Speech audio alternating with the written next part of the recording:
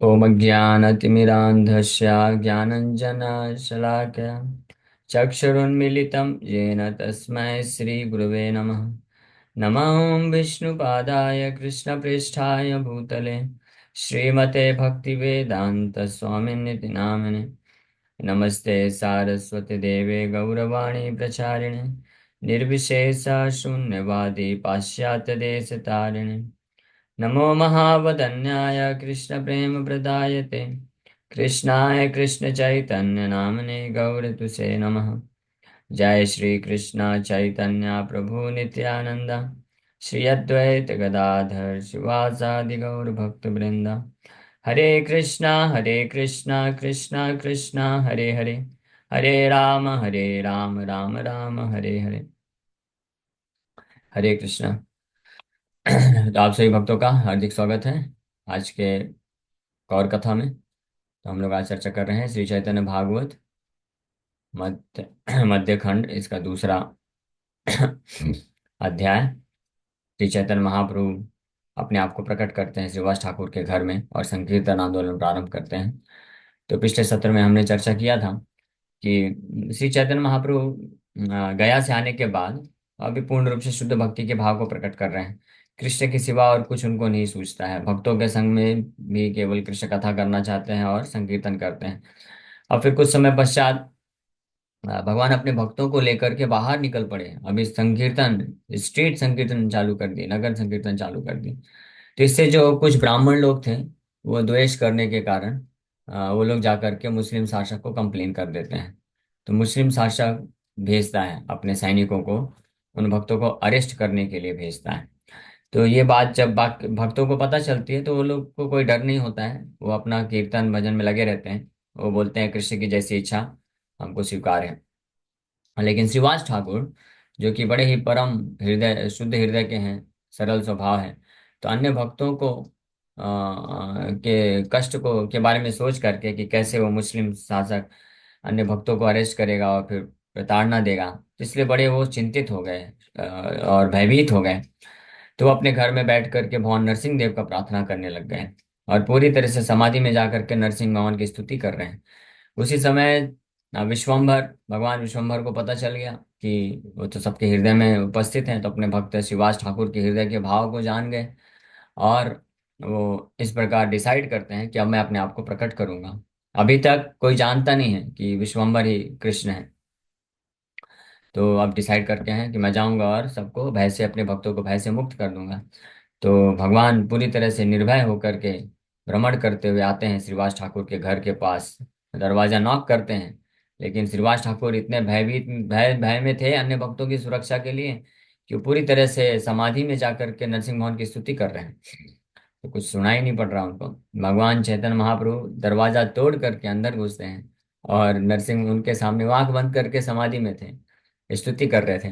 उनके सामने नरसिंह शिला थी, उसको उठा करके भगवान चैतन्य महाप्रभु उनके आसन में बैठ जाते हैं और फिर जोर जोर से हुंकार करने लगते हैं। हाँ। और जैसे ही चैतन्य महाप्रभु के हुंकार को सुनते हैं तो श्रीवास ठाकुर का जो है समाधि भंग हो जाता है। आंख खोलते हैं, देखते अरे ये तो विश्वम्भर बैठा हुआ है नरसिंह भगवान के आसन में। और कि विश्वम्भर बड़े अद्भुत रूप में है, चतुर्भुज रूप धारण करके बैठे हुए हैं और चारों हाथों में शंख चक्र गदा पद्म लिए हुए हैं। बहुत सुंदर मुकुट है, शंख चक्र गदा पद्म है, पीताम्बर वस्त्र है और ज्वेलरी से सजे हुए हैं। और भगवान बोल रहे हैं। तो इतना देख करके श्रीवास ठाकुर तो आनंद में इतने गदगद हो गए कि वहीं पे मूर्छित होकर के गिर पड़े। और फिर जैसे किसी तरह से उठते हैं, बाह्य चेतना में आते हैं, अश्रुधारा बह रही है, हाथ जोड़ करके खड़े हैं, कुछ बोल नहीं पा रहे हैं। भगवान बोलते हैं हाँ स्तव करो, मेरा स्तव करो, स्तुति करो। सहज पंडित, भगवान बोलते हैं हर्षित पूर्णिता, प्रभुर देखिया प्रेम कांदे श्रीनिवास, गुचिल अंतर भय पाया अवसास। हाँ साधु उद्धारी मो दुष्ट विनाशी मु सब, तोर किछु चिंता नाय पड़ा मोर स्तवा। हाँ। भगवान विश्वम्भर बड़े ही कॉन्फिडेंस के साथ शिवाज ठाकुर को भय से मुक्त करने के लिए बोल रहे हैं, साधु उद्धारी मुंह, I will deliver the saintly devotee, सभी भक्तों का मैं उद्धार करूंगा। दुष्ट विनाशी मुंह सब, सभी दुष्टों का विनाश कर दूंगा। तोरे किछु चिंता ना है, डू नॉट वरी, तुम्हारा कोई चिंता नहीं है अब। परम और स्तव, मेरा स्तुति करो, करो श्रीवास मेरा स्तुति करो। प्रभु रे देखिया प्रेमे कांदे श्रीनिवास, गुछीला अंतर भय पाई आश्वास। श्री चैतन्य महाप्रभु को इतने अद्भुत स्वरूप में देख करके श्रीवास ठाकुर रोने लग गए, और उनका जो हृदय से जो डर था वो सब नष्ट हो गया इमीडिएटली, तुरंत का तुरंत। ये है प्रभाव। हमारे हृदय में भी बहुत सारे जो एंजाइटी होता है, डर होता है, डिस्टर्ब होता है, मन दुखी होता है, चिंता होती है कि क्या होगा क्या नहीं होगा। माया बहुत प्रभावशाली है, कितना हम भक्ति कर पाएंगे नहीं कर पाएंगे, कैसे हम भक्ति में, भक्तों के लिए तो ये चिंता होती है भक्ति में हम कैसे आगे बढ़ेंगे। हाँ, लेकिन जो भक्त नहीं है वो भी चिंतित रहते हैं, वो तो माया के लिए चिंतित रहते हैं, माया कहीं हाथ से छूट न जाए। भक्त लोग चिंतित रहते हैं कि माया कहीं पकड़ न ले हमको, और जो भक्त नहीं है वो चिंतित रहते हैं कि माया कहीं हमसे छूट के चली ना जाए। दोनों अद्भुत बात है। हाँ, तो लेकिन चिंता तो दोनों को ही रहती है, लेकिन भक्तों की चिंता विशेष है। भक्तों की चिंता और जो भय होता भी है तो वो आध्यात्मिक होता है, उसमें उनको कोई डर नहीं होता। तो जिस प्रकार से श्रीवास ठाकुर को यहाँ पे बहुत भयभीत थे वो, और पूरा समाधि में जाकर के नरसिंह भगवान की स्तुति कर रहे थे, प्रार्थना कर रहे थे सभी वैष्णवों की सुरक्षा के लिए, क्योंकि मुस्लिम शासक अपने सैनिकों को भेज रहा था और उनका कोई भरोसा नहीं था, वो लोग अरेस्ट भी कर सकते हैं या मार भी सकते थे, कुछ भी कर सकते थे। तो इस भय से श्रीवास ठाकुर जो है जो नरसिम्हन की स्तुति कर रहे थे। भगवान प्रकट हुए, तो जैसे ही भगवान विश्वम्भर प्रकट हुए, अपना चतुर्भुज मूर्ति रूप दिखाए और बड़े कॉन्फिडेंस के साथ बोले कि डरो मत, हाँ तोरा किच्छु चिंता ना आई, अब आपका कोई चिंता नहीं है। तो इमीडिएटली ये मात्र भगवान के प्रकट होने मात्र से सारा का सारा भय जो है उसी प्रकार से दूर हो गया, जैसे कि अंधकार होता है, रात्रि में बहुत घना अंधकार होता है, लेकिन जैसे ही सुबह होता है, अरुणोदय होने मात्र से ही इमीडिएटली कुछ ही समय में पूरा अंधकार नष्ट हो जाता है। उसी प्रकार से भय नष्ट हो गया। और इस प्रकार की स्थिति हम भी एक्सपीरियंस कर सकते हैं अपने जीवन में, जो श्रीवास ठाकुर एक्सपीरियंस कर रहा है। जिस प्रकार से भगवान श्री चैतन्य महाप्रभु प्रकट हुए इनके सामने, सारा भय मुक्त हो गया, वो टेंशन फ्री हो गए। उसी प्रकार से हम भी भगवान का आश्रय अगर लेते हैं, दृढ़ता पूर्वक शुद्ध नाम जप करते हैं, तो एक शुद्ध नाम हृदय में प्रकट होने की देरी है, बस दैट्स ऑल। एक शुद्ध नाम में इतनी शक्ति है। एक शुद्ध नाम जो है कृष्ण के समान ही है। एक शुद्ध नाम किसी के हृदय में प्रकट हो गया, जीवा में प्रकट हो गया, तो वो भगवान ही साक्षात उसके हृदय में आ गए हैं। तो जैसे ही भगवान उसके हृदय में प्रकट हो जाएंगे, सारा जितना भी भय है नष्ट हो जाएगा, सारा जो माया के प्रति आकर्षण है, आसक्ति है, सब का सब नष्ट हो जाएगा। कोई चिंता नहीं है, आर किच्छु चिंता नहीं। भक्ति विनोद ठाकुर इसलिए बहुत अच्छा एक भजन लिखते हैं, जिसमें वो बताते हैं कि आ, आ, मायावश मायावश जीवेर स्वतः नहीं कृष्ण ज्ञान। इस भजन में आ गया, गूगल बाबा फेल हो गया, ढूंढ नहीं पाया। एनीवे, ठीक है। तो माया के वशीभूत होकर जीव जो है हमेशा अधीन रहता है, माया पे परतंत्र रहता है, और स्वतः कृष्ण ज्ञान नहीं होता है, वो खुद से अपने आप को मुक्त नहीं कर सकता है। लेकिन जैसे ही जीव कृष्णदास कर ले विश्वास, हाँ, जीव कृष्णदास, जीव कृष्णदास कर ले विश्वास, आर दुख नाय। जीव कृष्णदास कर ले विश्वास आर, ए विश्वास कर ले तो आर दुख नाय। ये है, वो सुंदर ये भजन में लिखते हैं। माया मुग्ध जीवेर नाही स्वतः कृष्ण ज्ञान, जीवेर कृपा कैल कृष्ण वेद पुराण। कृष्ण भूलि जय जीवा अनादि बहिर्मुखाता वे माया तार दे संसार दुखा। हाँ, जीव कृष्णदास ए विश्वास कर ले तो आर दुख नाय। अगर जो जीव है, जिस जिस वक्त जिस समय कोई व्यक्ति इस विश्वास को प्राप्त कर लेता है कि हम कृष्ण के नित्य सनातन दास हैं, तब उसका कोई दुख नहीं रह जाता है, वो सारे दुखों से मुक्त हो जाता है। ये बिकम्स फ्री फ्रॉम मायार वसे याच भेष खाच हो वो डूबू भाई। जीव कृष्ण दास ए विश्वास कर लेता आर दुख नाय। My dear living entities within this material world, why are you being carried away by the waves of modes of material nature? माया के वश में होकर के भक्ति ठाकुर प्रार्थना कर रहे हैं जीवात्मा को। महान आचार्य को देखिए कितने विनम्र हैं, भगवान को भी प्रार्थना करते हैं, भगवान से प्रार्थना करते हैं अपने ऊपर कृपा के लिए बड़े विनम्र भाव से, और अन्य जीवों के लिए भी प्रार्थना करते हैं, और हम जैसे बद्ध जीवात्माओं को भी प्रार्थना करते हैं। एक भजन में तो भक्ति ठाकुर बोलते हैं कि मैं आपके चरणों में गिरता हूँ, आपके चरणों को पकड़ता हूँ, आपके चरणों का धूल मैं सिर में रखता हूँ, आप कृपा करके हरिनाम ले लीजिए, इससे आपका उद्धार हो जाएगा। किसको बोल रहे हैं? हम जैसे बद्ध जीवात्माओं को रिक्वेस्ट कर रहे हैं, प्रार्थना कर रहे हैं। हाँ, तो भगवान शुद्ध वैष्णव आचार्य को तो छोड़िए, भगवान श्री बलराम श्री नित्यानंद प्रभु, वो खुद जो है, ए तो बोले नित्यानंद भूमि गढ़ी जाए, सोनर पर्वत जैसे धूलाते लौटाए। नित्यानंद प्रभु श्री चैतन्य महाप्रभु की आज्ञा पे जाते थे घर घर हरिदास ठाकुर के साथ प्रचार करने के लिए। तो कई लोग तो स्वीकार कर लेते थे, हाँ हाँ बहुत अच्छा, हमारा परम सौभाग्य है, साधु संत लोग आए हैं, हमको हरिनाम दे रहे हैं, चलो भाई नाम जप करते हैं। कुछ लोग बहुत तरह तरह के बहाने मारते थे, है ना। जैसे आप में से कुछ भक्त लोग बहाने करते हैं। कुछ भक्त लोग तो बहुत अच्छे हैं, सिंसियर हैं, जो डेली 16 माला समय निकाल के करते ही करते हैं, ज़्यादा भी करते हैं। कार्तिक महीने में कई भक्त लोग हैं जो 32 माला भी करते हैं, 64 माला भी कर रहे हैं कुछ भक्त लोग डेली, बहुत अच्छी बात है। और गृहस्थ भक्त हैं, हाँ, ऐसे गृहस्थ भक्त भी हैं आपके ग्रुप में, जो लोग डेली 64 माला जप कर रहे हैं, अपना घर गृहस्थी को मेंटेन करते हुए, हाँ, घर गृहस्थी का सेवा काम करते हुए सब कुछ तो कर लेते हैं। तो जिसकी दृढ़ इच्छा होती है, श्रद्धा होती है, विश्वास होता है कृष्ण नाम में, तो वो लोग कर लेते हैं। लेकिन जिनकी विश्वास श्रद्धा विश्वास इतना दृढ़ नहीं होता है, तो वो फिर अलग अलग प्रकार के बहाने बोलते हैं कि हम नहीं कर सकते, अभी हमारा ये है वो है, फलाना है ढिमकाना है, बहुत सारी चीजें बोलते रहते हैं। तो नित्यानंद प्रभु भी जब प्रचार करने जाते थे, तो ऐसे कुछ लोग होते थे जिनका श्रद्धा रहता था, विश्वास रहता था भगवान में, तो बड़े खुश हो जाते थे और बहुत ही सम्मान पूर्वक स्वीकार करके नाम जप करने लग जाते थे। लेकिन कुछ लोग जो होते थे, मेरे जैसे बद्ध जीवात्माएं जो होते हैं तो मेरे जैसे कुछ लोग होते थे, वो बहाने मारते थे, यार ये अभी हमारा ये है, ये बच्चों का पढ़ाई है, इनका विवाह करना है, अभी इतना पैसा करना है, वो करना है, ईएमआई भरना है, ये करना है, वो करना है, बहुत सारे बहाने मारते रहते थे। तो नित्यानंद प्रभु लेकिन सुनते नहीं थे।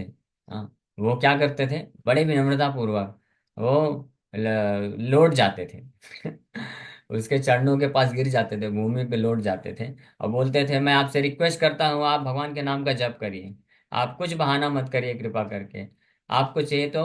अब बोलते, यहाँ तक बोलते थे, हाँ, हमारे किनिया लह भज गौर हरि, आप श्री चैतन्य महाप्रभु की भक्ति करिए, उनका सेवक बन जाइए और मुझे खरीद लीजिए।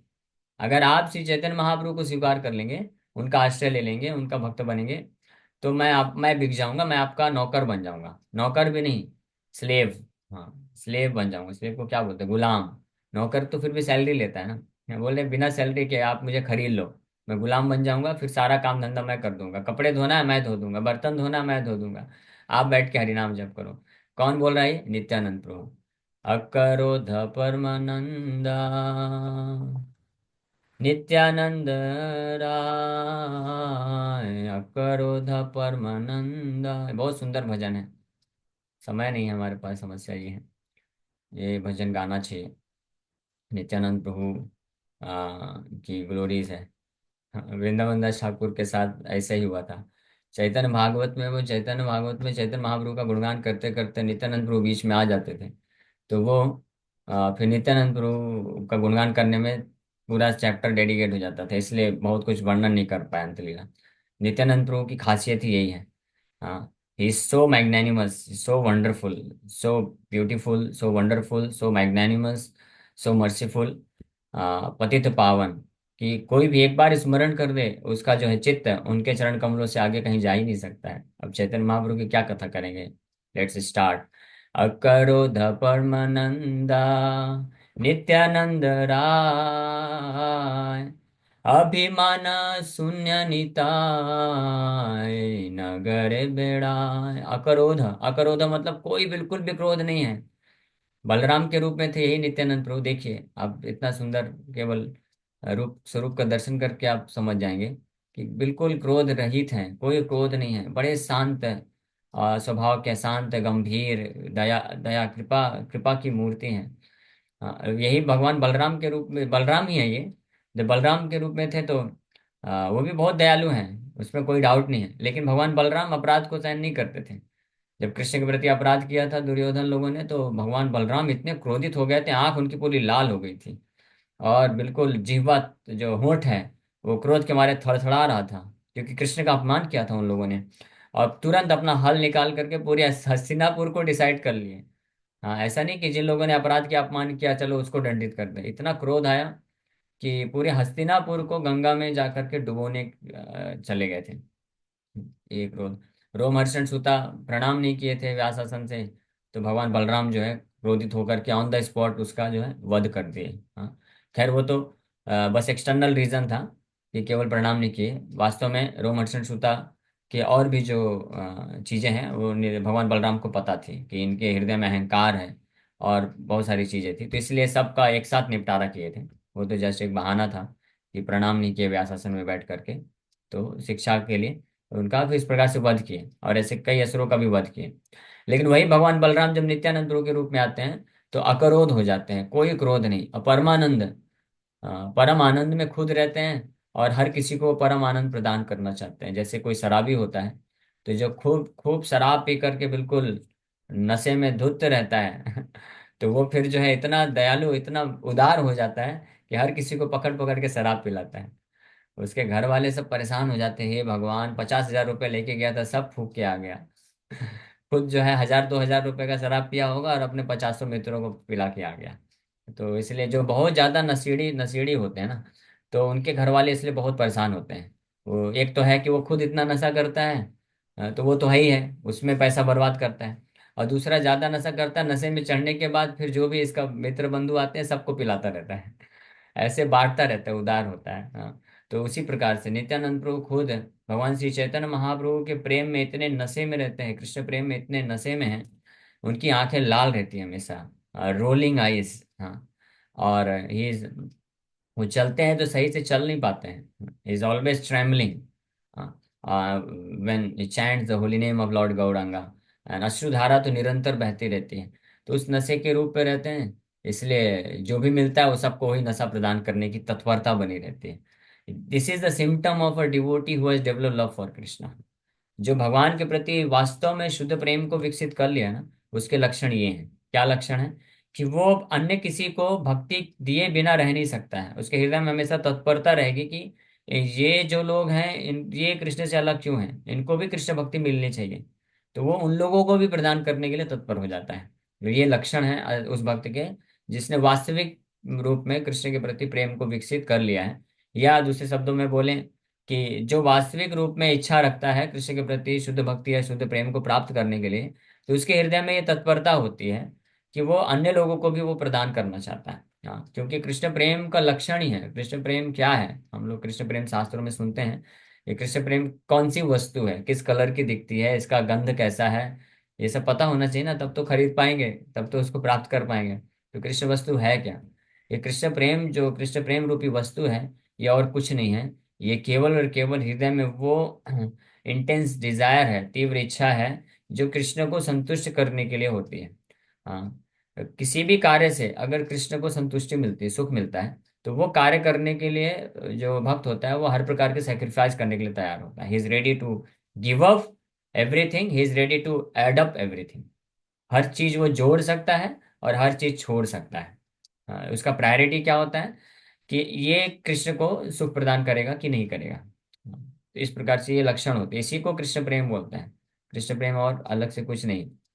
और ये ब्रज के भक्तों में बहुत प्रचुर मात्रा में देखा जाता है, स्पेशली गोपियों में।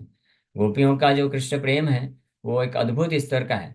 उनके द्वारा हर प्रकार का जो कार्य करता है, गोपियां भी अगर आप देखेंगे तो साधारण जो काउहर्ड वुमेन होती हैं, ग्वालिन होती हैं, उनके जैसे ही उनका जीवन यापन था। ऐसा नहीं कि उनके 4 हाथ थे या बहुत बहुत बड़ी बड़ी सिद्धियां थी, वो आकाश में उड़ सकती थी या बहुत बहुत बड़ा बड़ा प्रवचन या ज्ञान देती थी, नहीं, ऐसा कुछ भी नहीं है। लेकिन भगवान कृष्ण के प्रति सबसे ज्यादा जो प्रेम रखने वाले हैं, वो गोपियां थी। श्री चैतन्य महाप्रभुर मतमिदम रम्या काचिद उपासना वर बधुर। ये श्री चैतन्य महाप्रभु बोलते हैं कि the way in which the damsels of Braja perform their service to Krishna is uncomparable.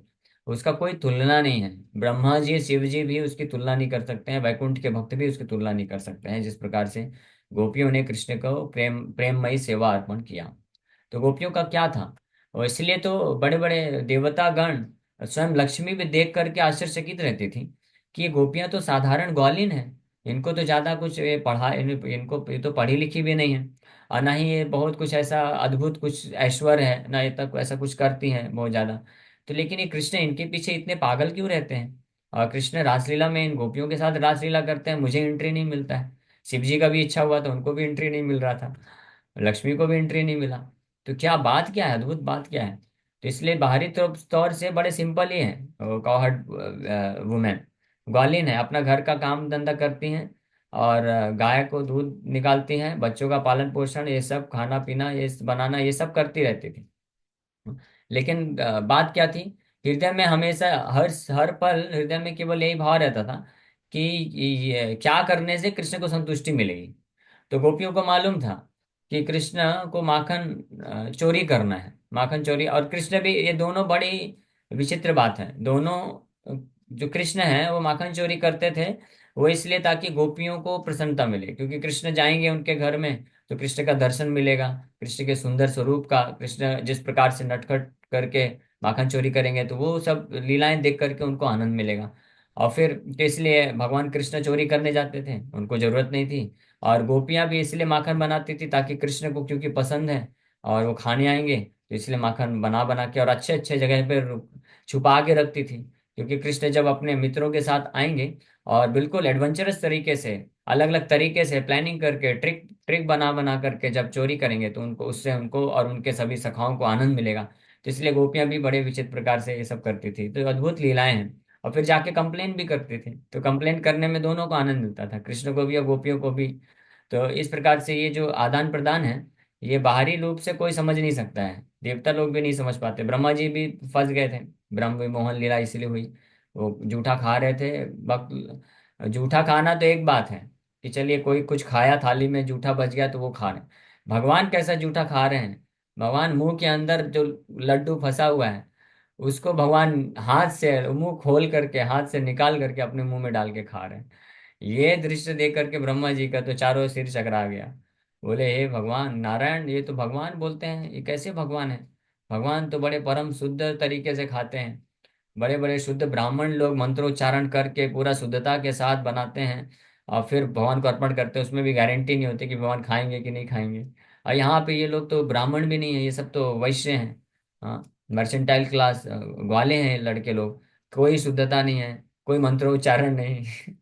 और ऊपर से ये खुद खा रहे हैं, कृष्ण को खिलाने की बजाय कृष्ण को दिखाते थे लड्डू, देखो कृष्ण मैया मेरे लिए बहुत सुंदर लड्डू बनाई है, आप खाओगे। हाँ हाँ खाऊंगा, खिलाओ खिलाओ, हाँ ठीक, आंख बंद करो मुंह खोलो। तो कृष्ण आंख बंद करके मुंह खोलते थे, हाँ। तो वो मुंह में बस ऐसे लेके जाता था और फिर अपने मुंह में डाल देता था। तो भगवान को लगता था अरे बाप रे, चीट कर दिया, धोखा दे दिया। तो भगवान भी फिर अलग ट्रिक बनाते थे, उसके मुंह को, उसके दोनों गालों में ऐसे, वो लड्डू खाया है तो मुंह फूल जाता था, तो दोनों गालों को ऐसे मारते थे, मुंह खुलता था, हाथ से तुरंत निकाल करके लड्डू खा लेते थे। ये देख करके तो ब्रह्मा जी चकरा गए पूरी तरीके से। तो इसीलिए ये बड़ा अद्भुत है, ब्रज के भक्तों के हृदय में जो कृष्ण के प्रति प्रेम है, तो कृष्ण प्रेम का मतलब यही होता है। तो गोपियां अपने आप को सजाती थी, श्रृंगार करती थी, और सब कुछ अच्छे से टेक केयर करती थी, अच्छे से दूध बनाती थी, माखन बनाती थी। क्यों? क्योंकि कृष्ण को पसंद है, कृष्ण को अच्छा लगेगा।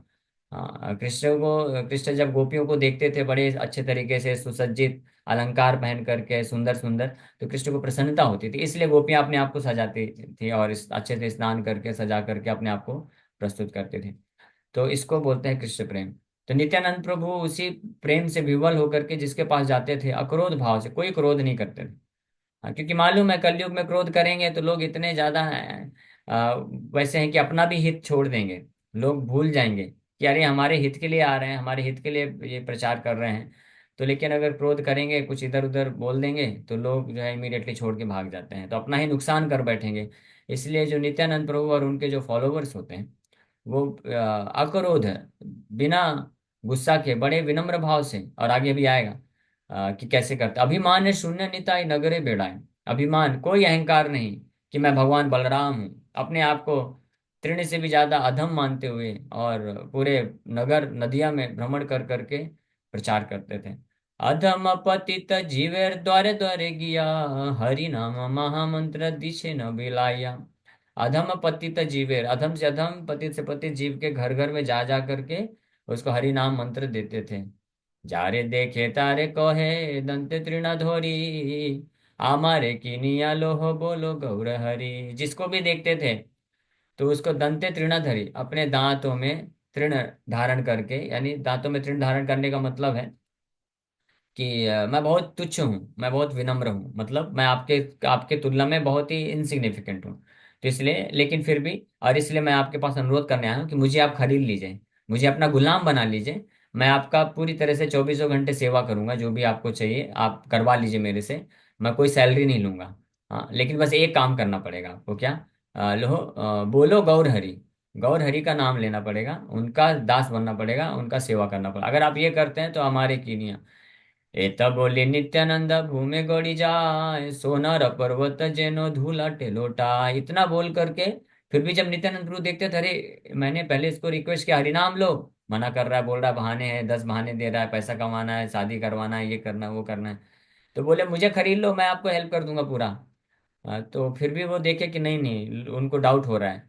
तो आप समझ गए कि नहीं मानेगा। तो इतना बोल करके फिर वो भूमि पे लेट जाते थे पूरी तरह से, ऐसा प्रतीत होता था, क्योंकि नित्यानंद प्रभु भी बहुत सुंदर हैं, श्री चैतन्य महाप्रभु के जैसे ही। और उनका भी शरीर सोनार पर्वत गोल्डन गौर वर्ण के हैं, बड़े सुंदर, और बहुत ही ऊंची कद काठी है। भगवान बलराम है, इसलिए बलभद्र नाम है उनका, नित्यानंद राम। तो बहुत ही सुंदर दिखते हैं। तो जब वो इस प्रकार से रिक्वेस्ट करके नीचे गिर जाते थे, तो ऐसा लगता था जैसे सोनार पर्वत, सोने का पर्वत नीचे गिर गया है, और धूल और लोट पोट कर रहा है, धूल फिर शरीर में लग जाता था जैसे गिरते थे, तो और सुंदर दिखते थे। हेनो अवतारे जार रति न जन्मिलो, लोचन बोले से ही पापे एलो अरे गेलो। अब लोचन दास ठाकुर ये भजन लिख रहे हैं, तो बोल रहे हैं कि Lochan Das Thakur says whoever has not experienced the awakening of affection for such an avatar as this, that sinful person simply comes and goes uselessly in the cycle of repeated birth and death। बोल रहे हैं कि इस अवतार के प्रति, ऐसे श्री चैतन्य महाप्रभु और नित्यानंद प्रभु के प्रति जिनका थोड़ा भी रति, थोड़ा भी अफेक्शन, प्रेम उत्पन्न नहीं हुआ, तो ऐसा पापी व्यक्ति इस संसार में व्यर्थ ही आकर के जन्म लेता है और मृत्यु को प्राप्त करता है, दैट्स ऑल। उसको और कुछ लाभ नहीं मिलता है। बाकी अवतार देखिए, भगवान के जितने भी अवतार हैं, जितने भी लीलाएं हैं, सब अद्भुत हैं, सब दिव्य हैं, उसमें कोई संशय नहीं है। सभी दिव्य स्तर पे हैं, सभी केवल और केवल भगवान जीवात्माओं के कल्याण के लिए की जाती है, इसमें कोई संशय नहीं है। लेकिन फिर भी अन्य अवतारों के गतिविधियां, कार्यकलाप जो भौतिक रूप से देखता है, तो भौतिक रूप से देखने में उसको कभी कभी ऐसा प्रतीत हो सकता है कि अरे भगवान ने ऐसा क्यों कर दिया। जैसे राम भगवान ने सीता माता को त्याग दिया, तो हालांकि वो दिव्य है, उसमें कोई दोष नहीं, लेकिन फिर भी लोग देखते हैं कि देखो भगवान राम कितने कठोर हो हृदय के हैं। कृष्ण ने भी आए, तो कृष्ण ने भी सुदर्शन चक्र निकाल निकाल करके असुरों का वध किए। हाँ, और कंस को भी, मामा जी को ही मार दिए। तो लोग इस प्रकार से ऑब्जेक्शन करते हैं, जो पापी लोग होते हैं, दुष्ट लोग होते हैं। लेकिन पापी से पापी, दुष्ट से दुष्ट व्यक्ति भी श्री चैतन्य महाप्रभु नित्यानंद प्रभु के जो दया है, जो गुण है और लीलाएं हैं, उनको सुन करके प्रभावित होगा ही होगा। लेकिन लोचन दास ठाकुर बोल रहे हैं कि अगर कोई सबसे अव्वल दर्जे का पापी व्यक्ति है, तो केवल वही व्यक्ति जो होगा कि जो इनके बारे में, श्री गौर नित्यानंद प्रभु के बारे में सुन करके रति न जन्मिलो, रति नहीं उत्पन्न होगी। और ऐसा पापी व्यक्ति का कोई लाभ नहीं संसार में रहने का, वो फालतू ही जन्म मृत्यु के चक्कर में फंसा हुआ है। तो इस प्रकार से लोचन दास ठाकुर वर्णन कर रहे हैं। एनीवे, हमारा समय हो गया है। नित्यानंद प्रभु की जय, नित्यानंद राय की जय, हरि बोल गौरांगा। गौर कथा दोपहर को करेंगे continue. Hare Krishna, thank you very much. किसी भक्त का कोई प्रश्न है तो पूछ सकते हैं। एडिड पर्सन नहीं है प्रभु जी। कुछ ऐसा है, मतलब वो तो जैसे तुलसी पत्ता होता है वो हम चबा के खा सकते हैं कि नहीं, मतलब ग्राइंड कर सकते पानी के साथ पी लीजिए, जमाना नहीं चाहिए, ऐसा बोलते हैं। हैं? वो लेकिन बड़ा होता है प्रभु जी, उसको कैसे मतलब तोड़ कर या मतलब चबा के निगल के कैसे खाना है? हाँ, तोड़ के पी लीजिए पानी के साथ। ओके। दांत से नहीं अंश चबा प्रभु हरे, जनरली नहीं चबाना चाहिए, ऐसा भक्त लोग का भाव है। सकते? हरे कृष्णा ओके। प्रभु जी। यस अंश प्रभु, हरे कृष्णा। हरे कृष्ण प्रभु। प्रभु जैसे हरे आपने कृष्ण। बताया कितना सब होने के बाद भी लिखता है, पर प्रभु जी तो कभी गुस्सा नहीं करते थे। बट हमको देखिए, हम लेक्चर भी अटेंड करते सब कुछ करते, फिर भी हमारे अंदर इतना गुस्सा आता है, तो कैसे कंट्रोल करें प्रभु? ऐसे ही कंट्रोल हो सकता है जब नित्यानंद को, ऐसे भगवान बलराम नित्यानंद प्रभु के बारे में सुनेंगे कि देखो वो भगवान बलराम हो करके, वो कौन है, वो कोई साधारण व्यक्ति तो छोड़िए, वो परम भगवान है, सारे विष्णु तत्व उनसे प्रकट होते हैं। वो नित्य यश अंश अंश अंश कलाश नित्यानंद राम शरणम ममास्तु, जिनके जिनके विस्तार के विस्तार के विस्तार के विस्तार एक अनंत शेष हैं। और वो अनंत शेष अपने जो फन में अनंत कोटि ब्रह्मांड को धारण करके रखे हैं, वो नित्यानंद प्रभु ऐसे हैं जो भगवान बलराम है, बलदेव है, संपूर्ण सृष्टि के रचयिता हैं, कंट्रोलर हैं, वो अगर इस प्रकार से बड़े विनम्र होकर के प्रचार करते हैं और इतना विनम्र रहते हैं, क्रोध नहीं करते हैं, तो अब हमारी क्या स्थिति है?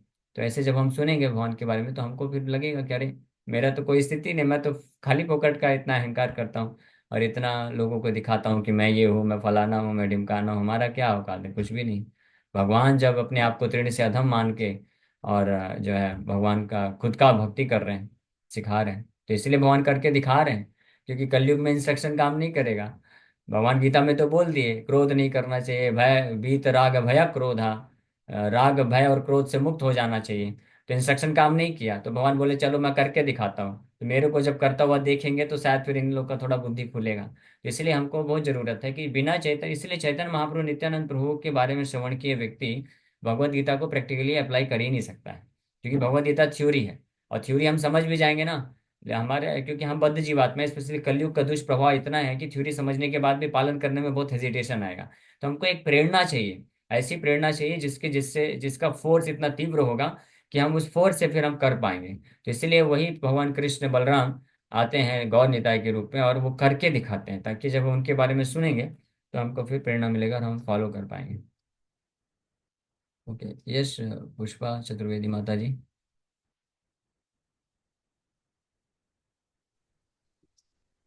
हरे कृष्ण प्रभु जी। हरे कृष्णा। प्रभु जी, मेरा भी क्वेश्चन ये क्लास से रिलेटेड नहीं है।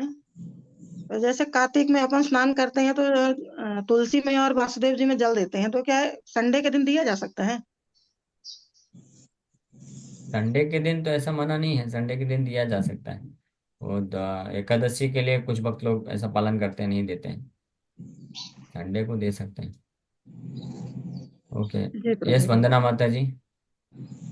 हरे वंदना माता जी, आपका प्रश्न नहीं सुन पा रहे। श्यामा माता जी। हरे कृष्णा प्रभु जी, पंचामृत नाम। प्रभु हरे जी, कृष्णा। नित्यानंद प्रभु की कृपा कैसे प्राप्त कर सकते हैं?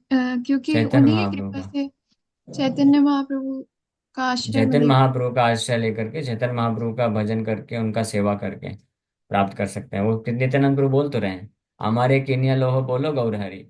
गौर हरि का नाम लो, गौर हरि का सेवा करो और उनको जीवन समर्पित करो, आप मेरे को खरीद लो। ये नित्यानंद प्रभु की कृपा ऐसे मिलती है। और चैतन्य महाप्रभु की कृपा कैसे मिलेगी? नित्यानंद प्रभु का सेवा करके। तो दोनों की कृपा प्राप्त करना है तो दोनों को एक साथ एक समान दृष्टिकोण से उनको सम्मान करिए, पूजा करिए, सेवा करिए, हृदय में धारण करिए। इसलिए गौर निताय है। इसलिए प्रभुपाद जी हमको क्या दिए हैं देखिए, गौर निताय दोनों साथ में खड़े हैं, है ना। और गौर निताय की कृपा मिल सकती है शिला भक्ति सरस्वती ठाकुर और शिला प्रभुपाद जी की कृपा से, तो उन दोनों को भी धारण करना हृदय में। हरे हरे कृष्ण। जय श्री रीता सिंह माता जी। रीता सिंह माता जी सुन पा रही हैं? कृष्णा प्रभु जी प्रणाम। हरे प्रभु जी, कृष्ण। हरे कृष्णा प्रभु जी। हरे कृष्ण। प्रभु जी, जैसे आपने अभी प्रभु जी आपने जैसे अभी बताया कि शुद्ध नाम, जैसे हम लोग जो नाम जप करते हैं प्रभु जी, तो वो शुद्ध नहीं होता है। कैसे हमारे हृदय में हाँ, शुद्ध नाम आएगा प्रभु जी? आपका आपका मुझे पता नहीं, लेकिन मैं जो भी नाम जप करता हूँ तो अभी शुद्ध नहीं है, या तो वो नामापराध है, नामाभास है। तो जब हम पूर्ण रूप से सारे अपराधों से मुक्त होकर के नाम जप करते हैं तो वो शुद्ध नाम होता है। और ऐसा शुद्ध नाम जप करने के लिए ही हम लोग अभी हर दिन हमने चालू किया है 9 बजे से 9:30 बजे तक, ये हरिनाम चिंतामणि के ऊपर प्रवचन। तो आप उसमें ज्वाइन करिए, आप तो शायद आ भी रही हैं, अन्य भक्त भी जो भी यहाँ पे उपस्थित हैं, तो आपके लिए हाँ गुड हाँ न्यूज़ प्रभु है जी। कि हरिनाम चिंतामणि में हम लोग अपराध, नामापराध से कैसे मुक्त हों, उसके ऊपर बहुत विस्तार से चर्चा प्रारंभ किए हैं। तो आप सब लोग समय अगर निकाल सकते हैं तो आइए और इसका लाभ उठाइए। Hare Krishna. Thank you very much. समय हो गया, यहीं पे विराम करते हैं। हरे कर रहा था पीताम्बर चैतन्य प्रोजेक्ट से वो बताए भी, और भी कई बार हम लोग चर्चा करते हैं इस कॉल में। तब तक कि गौ माता का दर्शन भी होता रहे भक्तों को। प्रश्न ये है कि थोड़ा डायरेक्टली बोलिएगा, ऐसा नहीं कि कोई किसी का सोच देख देख करके, ऐसा नहीं कि थोड़ा इनडायरेक्टली है कि जो भी ओपन थोड़ा आंसर दीजिएगा। प्रश्न ये है कि अभी हम लोग की जो स्टेज है ना, तो ये अपराध युक्त नामाभास और शुद्ध नाम जप, जो नाम जप की 3 स्टेज होती है, तो अगर सही सही कहें तो अभी हम लोग कौन सी स्टेज में हैं? ये अलग अलग स्टेज के अलग अलग लक्षण भी होते हैं, गुण धर्म भी होते हैं, गुण और धर्म होते हैं। हाँ, तो अगर सही कहें तो जैसे मैं अपने बारे में बोलता हूँ, बाकी भक्त लोग अपना अपना विचार कर लीजिएगा कि हम मैं अभी नामापराध में हूँ। और लेकिन बस ये मैं बोल सकता हूँ कि मेरे हृदय में इच्छा है सिंसियरली कि मैं प्रयास कर रहा हूँ नामापराध से मुक्त हूं। तो हम लोग नामापराध में भले हैं, लेकिन जो भी भक्त सिंसियरली प्रयास करते हैं, 4 नियम का पालन कर रहे हैं और प्रभुपाद जी की शिक्षाओं को रेगुलर सुन करके उसको पालन करने का प्रयास कर रहे हैं, तो वो नामापराध से धीरे धीरे मुक्त हो रहे हैं, यानी अपराध धीरे धीरे खत्म होते जाते हैं। तो जैसे ये पूरे अपराध खत्म हो जाएंगे, जिसको अनर्थ निवृत्ति बोलते हैं, यानी निष्ठा की स्टेज में जैसे कोई भक्त पहुंच गया, तो वहां से नामाभास चालू हो जाता है। फिर रुचि आसक्ति भाव के स्तर पे जाकर के, स्पेशली भाव के स्तर पे जाके शुद्ध नाम प्रकट होने लग जाता है। तो ऐसा बोल सकते हैं। तो अनर्थ निवृत्ति का स्टेज जब तक रहेगा, तब तक हम नाम अपराध स्टेज में में, रहते हैं। हाँ। जी, नामावास की स्टेज में अनर्थ निवृत्ति हो जाती है ना 90% करीब, ऐसा मैंने कल भी सुना, पहले भी कई बार सुना था। हाँ, यस यस, हाँ। नामावास की, नाम। जैसे चैतन्य का एक एग्जाम्पल आता है ना हरिदास ठाकुर से महाप्रभु वाले प्रसंग में, कि जब सूर्योदय से पहले अरुणोदय होता है, तो वो सारे हाँ अनर्थ निवृत्ति हो जाते हैं। जैसे अरुणोदय होता है, सारे चोर उचक्के जो होते हैं, गलत काम करते हैं, सब खत्म कर देते हैं। ऐसे हमारे हृदय में हाँ जितने काम क्रोध हो, जितने अनर्थ हैं, वो सब नामाभास के स्टेज में खत्म हो जाते हैं। 90% या कि जो भी 100 जो भी है, तो हाँ, अनर्थ नष्ट निवृत्ति हो जाती है प्राय। नामाभास के stage में। हाँ। हाँ। तभी हम लोग अगर रियलिटी में कहें तो अपराध ही वाले स्टेज, हम लोग अनर्थ निवृत्ति कहाँ हुई है, हम लोग हाँ, अभी अभी अनर्थ अपराध वाले निवृत्ति नहीं स्टेज है, में है। मैं इसलिए हाँ नाम अपराध में। अपराध यस वाले स्टेज में है। और यस अगर यस। सही है ना, हाँ, सही बात है। और अगर थोड़ा ज्यादातर। भक्ति की जैसे 9 स्टेज होती है, तो सबसे भजन क्रिया निष्ठा रुचि आसक्ति भाव प्रेम, तो अगर इस स्टेज को भी देखें, तभी हम लोग सब अनंत निवृत्ति वाले स्टेज में ही है। कभी हमारे अनंत कहाँ हुए, हम निष्ठा के लेवल पे गए ही नहीं। तो हाँ, उसमें सही भी बात अनंत है। निवृत्ति वाले नहीं है ना, इसी स्टेज में है ना। अनर्थ अनर्थ निवृत्ति की स्टेज में भी वो भक्त हैं वास्तव में, जो सिंसियरली कर रहे हैं, प्रयास कर रहे हैं, मतलब जिनका उद्देश्य है कृष्ण की शुद्ध भक्ति प्राप्त करने का, जिनका उद्देश्य है, और फिर उस माध्यम से श्रील प्रभुपाद जी की शिक्षाओं को पालन करते हुए सिंसियरली भजन साधन में लगे हुए हैं, तो उनको बोलते हैं अनर्थ निवृत्ति के स्टेज में। नहीं तो उसके पहले जो है भजन क्रिया और साधु संग ही चलता है, किसी का साधु संग गुरुजी संग मानव होता बोले है तो। मानव पन्ना से। हाँ, एक गुरुजी मिनट एक मानव बोले मिनट। पन्ना से। हाँ हाँ, एक मिनट एक मिनट। आपसे आप कर सुनते हैं। तो इस प्रकार से अनर्थ निवृत्ति के स्टेज में ज़्यादातर भक्त होते हैं, और ये समय लगता है। भक्तिविनोद ठाकुर इसके बारे में बताते भी हैं कि नामापराध जो है, वो अवॉइड नहीं किया जा सकता है, वो होता ही होता है। लेकिन नामापराध करते करते अगर कोई सिंसियर होता है, नामापराध करते करते वो जितना ज़्यादा ज़्यादा नाम जप करता जाता है, तो धीरे धीरे अनर्थ जैसे नष्ट होते हैं। तो अपने आप ही स्वाभाविक रूप से नामाभास और फिर शुद्ध शुद्ध नाम, नामाभास से शुद्ध नाम में ज़्यादा समय नहीं लगता, वो इमीडिएटली हो जाता है। जैसे एक बार अरुणोदय हो गया, तो उसके बाद फिर सूर्योदय तुरंत हो जाता है। लेकिन ये जो रात का अंधकार है, ये खत्म होने में समय लगता है, जिसको अनर्थ निवृत्ति का स्टेज बोलते हैं। ठीक है। ओके। बात करते हैं और कभी कांटेक्ट नहीं आपसे हो पाता, आप व्यस्त ही रहते हैं। अरे हाँ, तो ठीक है, मैं आपसे कांटेक्ट करूंगा, संजीत प्रो को फोन करता हूँ, आपसे बात करूंगा। लेकिन अच्छा होगा कि आप कृष्ण को हमेशा याद रखिए, कृष्ण को, प्रभुपाद हम जी को कृष्ण याद के बाद करिए। हम कृष्ण के लिए अपनी जान भी दे सकते हैं। नहीं नहीं, जान हम नहीं देना है आपके हमको दीवाने आपका। हैं। अ, ठीक है, हम आपको बताएंगे क्या सेवा कर रहे हैं, आप मदद करिए प्रचार कार्य में, संजीत प्रो के थ्रू बिल्कुल आपसे बात बिल्कुल। करते हैं। ठीक और है। श्री कृष्ण के नाम से हमारा डीजे भी है गुरुजी। अच्छा, बहुत अच्छी बात है, हरे चलिए। कृष्णा जय श्री कृष्णा। ओके ओके, ठीक है, आपसे कांटेक्ट करते हैं। ओके, हरे कृष्णा। गुरुजी हम आपकी हरे आदर, हम आप हमारे लिए सब कुछ हैं। हाँ हाँ, तो ठीक है, हम अब आपको आपसे बिल्कुल पढ़ते आपसे। थे। ठीक है, अभी जो प्रयोग हम लोग एक जो चर्चा कर रहे थे थोड़ा सा उसमें, और तो अनंत निवृत्ति के स्टेज है, जैसे भक्तिविनोद ठाकुर का आपने कहा कि बहुत इंपॉर्टेंट ये डिस्कशन था। उसमें भी अलग अलग स्टेज होती है, अनंत निवृत्ति की अलग अलग स्टेज होती है। अभी चैतन्य चैतन्य प्रभु जी एक बहुत अच्छी क्लास दिए थे इस बारे में। तो उसमें से एक स्टेज होती है, उसको संस्कृत में अलग अलग स्टेज में उसका नाम, मैं डायरेक्ट पॉइंट में आता हूँ क्योंकि डिटेल बोलने का टाइम नहीं है। तो एक स्टेज होती है हमारे भक्ति में, जो अप एंड डाउन होते हैं, एब्स्टिकल होते हैं, अप एंड डाउन होते हैं, वो भी अनंत निवृत्ति के स्टेज में ही होते हैं, क्योंकि प्रारब्ध के कारण होते हैं। तो यस। अनंत निवृत्ति स्टेज में भी बहुत सारी ऐसी 6 चीजें होती है जो कि व्यक्तिगत ठाकुर ने बोला है। तो अब उसका डिटेल बोलने का टाइम नहीं है, तभी हम लोग सरल भाषा में कहें, साधु श्रद्धा तत् साधु संग भजन क्रिया अनंत निमित्त, तो हम लोग मैक्सिमम ओवरऑल कहें तो अनंत निमित्त वाले स्टेज में, कई बार तो उसमें भी जाना थोड़ा, जैसे आपने कहा कि हाई लेवल में होता है। हम लोग सही के तो श्रद्धा लेवल में भी नहीं, श्रद्धा हमारे विश्वास होता है, हमारा 100% विश्वास कहाँ है कृष्ण में, हाँ अगर सही कहें तो। गलत है। हाँ, सही बात। नहीं नहीं, सही बात है। तो अनर्थ निवृत्ति का स्टेज में हम लोग हैं, नामापराध है, तो धीरे धीरे प्रकृति करते हैं। और श्रद्धा, रही बात श्रद्धा की, तो 100% श्रद्धा जो होती है वो प्रेम के स्टेज में होती है। और जो श्रद्धा, आदो श्रद्धा बोली गई, तो वो आदो श्रद्धा यानी बिगिनिंग, यानी कुछ 10 10 15 20% श्रद्धा होती है, तो वहां से वो साधुओं में विश्वास होकर के उनका संग करना प्रारंभ कर देता है। फिर इस तरह धीरे धीरे जैसे जैसे जिस जिस स्टेज में आगे बढ़ता जाता है, तो उतने ही उसी हिसाब से उतनी मात्रा में उसकी श्रद्धा भी और बढ़ती जाती है। निष्ठा की स्टेज में 75% श्रद्धा है लगभग। प्रभुपाद जी बताते हैं कि लगभग 75, ऑलमोस्ट 75% अनर्थ क्लियर हो जाते हैं, तो लगभग 75% श्रद्धा विकसित हो जाती है। और प्रेम के स्टेज में ही 100% श्रद्धा विकसित होती है। तो वो हमारा लक्ष्य है। जी, ओके। भक्ति विनोद ठाकुर भी बोलते हैं, लेकिन भक्ति विनोद ठाकुर तो शायद मैंने सुना था निष्ठा में भी बोल देते हैं, काफी सारी श्रद्धा डेवलप हो जाती है। निष्ठा, निष्ठा हाँ, माने हो यस गई यस। पक्का निष्ठा। श्रद्धा, पक्का हाँ, विश्वास, दृढ़ निष्ठा, विश्वास। दृढ़ विश्वास हो जाता है निष्ठा में। मतलब फिर वो भक्त जो है कभी छोड़ के नहीं जाता कृष्ण को, विचलित नहीं हाँ, होता कभी। तो ज्यादातर श्रद्धा विकसित हो जाती है। ओके। वो माता ने भी कंफर्म कर हरे दिया। हरे कृष्णा प्रभु जी। कन्फर्म करती है। हरे हरे कृष्णा कृष्ण। प्रभु जी, जी। मेरा भी थोड़ा सा है। अभी ये जो विश्वास और श्रद्धा, तो पहले निश्चय से विश्वास होगा, विश्वास से श्रद्धा होगी, कि श्रद्धा होगी तब विश्वास पैदा होगा। यहाँ तो थोड़ा सा कंफ्यूजन हो जाता है। ये ये इंटर रिलेटेड है। जितनी मात्रा में श्रद्धा बढ़ती जाती है उतनी मात्रा में निष्ठा बढ़ती है, और जितना निष्ठा बढ़ता है उतनी श्रद्धा बढ़ती है। और ये दोनों चीज जो है होता है साधु संग करने के प्रभाव से। जितना हम सुनते हैं कृष्ण कथा, जितना कृष्ण नाम लेते जाते हैं, उतना ही हमारा निष्ठा और श्रद्धा एक साथ पैरेलली बढ़ता है, एक साथ होता है क्रिया। हाँ, हरे कृष्ण। हाँ, बोलिए, जल्दी बोलिए। प्रभु जी जैसे हमारी अब भगवान को ऑफर की हुई तुलसी जी, हम जो काढ़ा बनाते हैं गिलोय वगैरह का, उसमें क्या यूज कर सकते हैं? नहीं यूज कब? करना चाहिए, वो बिल्कुल उचित भी नहीं नहीं। है तुलसी। नहीं, बिल्कुल भी नहीं। तुलसी महारानी पूजनीय है, हम उनका इस्तेमाल इंद्र तृप्ति के लिए कैसे कर सकते हैं? तुलसी का इस्तेमाल केवल कृष्ण के इंद्र तृप्ति के लिए करना है, अपने इंद्र तृप्ति के लिए बिल्कुल नहीं करना है।